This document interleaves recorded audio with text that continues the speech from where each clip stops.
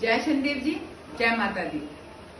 श्री शनि शारदा मंदिर से जौ के बहुत सारे महात्म हैं अपने, जैसे कि जौ हम उगाते हैं, बीजते हैं, तो सभी लोग नॉर्मल तरीके से ही जानते हैं कि मैया को जौ चढ़ा दो, मैया खुश हो जाती है। लेकिन इसके बहुत सारे अलग अलग महत्व हैं। हम आपको आज जो इनका महत्व बताएंगे, महत्वपूर्ण महत्व बताएंगे। ध्यान से आप लोग इस चीज को जानिएगा और दिल से सोचिएगा, समझिएगा और खुश रहिएगा।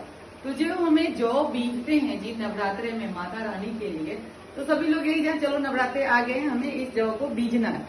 लेकिन बीजना है, महत्व क्या है इसका? महत्व बहुत सारे हैं, लेकिन जानते बहुत कम ही लोग हैं।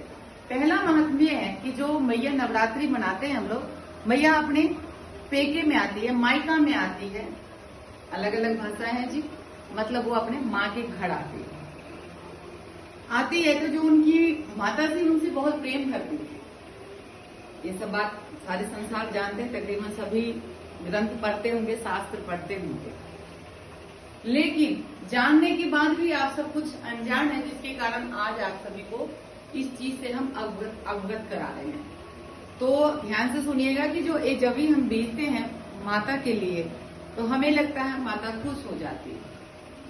लेकिन इसका महत्व ये है कि हम मैया ने समझाया है इस चीज से, इस जौ के थ्रू हमारे तक एक संदेश है जो हम आप सभी को पहुंचा रहे हैं। संदेश आप तक पहुंचा रहे हैं कि जो ये हम बीजते हैं, तो मैया जब आती है तो हम इसका खेती नहीं करते हैं जी।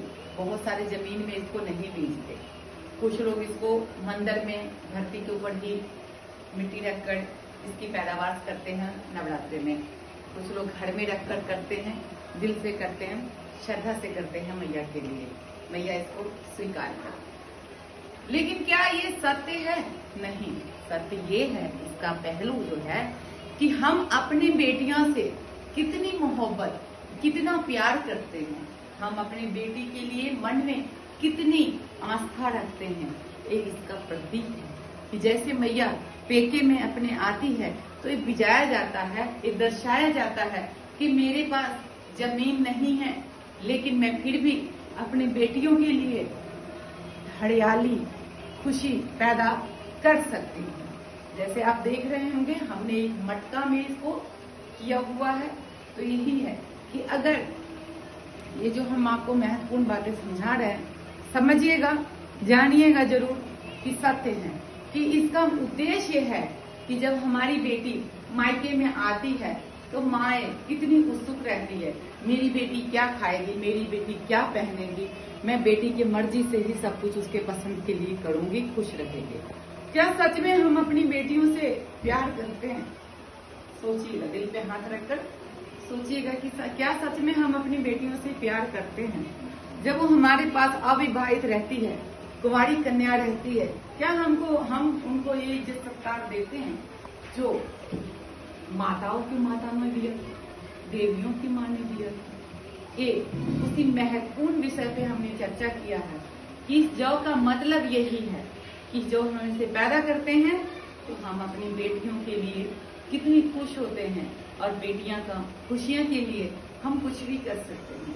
क्या सच में हम अपनी बेटियों की खुशियों के लिए ऐसा कुछ करते हैं? नहीं करते।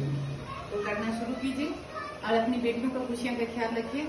मैया जी आप पे मेहरबान होगी, माता जी आपको आशीर्वाद दें। जय माता दी। आप सभी खुश रहें, आप सभी पे कृपा बरसाए मैया। हैप्पी दशहरा। हमारी शुभकामनाएं आप सबके साथ है। माता रानी आप सभी को आशीर्वाद दे।